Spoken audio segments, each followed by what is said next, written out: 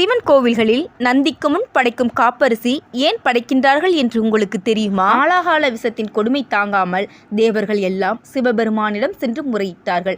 சிவபெருமான் அந்த ஆலாகால விஷத்தை தன் திருக்கரங்களில் ஏந்தி உண்டார். அதையெல்லாம் பார்த்து கொண்டிருந்த நந்தி பகவானுக்கு அகங்காரம் உண்டாயிற்று. இதெல்லாம் ஒரு விஷமா? இதற்கு போய் பயப்படலாமா? நான் பயப்படுகிறேனா என்ன என்று மிகவும் அலட்சியமாக நினைத்தார். நந்தியின் உள்ளத்தில் எழுந்த ஆணவம் சிவபெருமானுக்கு தெரிந்தது. அதனால் சிவபெருமான் உடனே நந்தியை அழைத்து, நந்தி, இதோ இந்த கையால் தான் நஞ்சினை வாங்கி உண்டேன். இந்த கையை முகர்ந்து பார் என்று தன் கையை நீட்டினார். நந்தி பகவானும் அதன்படியே சிவபெருமானின் அந்த கையை முகர்ந்து பார்த்தார். அதே வினாடியில் நந்தி பகவான் விஷத்தின் வேகம் தாங்காமல் தலை சுற்றி மயங்கி கீழே விழுந்தார். அப்போது சிவபெருமான் பார்வதியிடம், தேவி, இந்த நந்திக்கு நீ காப்பரிசியை செய்து கொடு என்றார். பார்வதி உடனே காப்பரிசியை தயாரித்து நந்திக்கு கொடுத்தாள். விஷவேகம் தணிந்து நந்தி பகவான் எழுந்தார். அவரிடம் இருந்த ஆணவம் முழுவதுமாக நீங்கியது. இது பிரதோஷத்தன்று மட்டுமே கடைபிடிக்கப்பட்டது.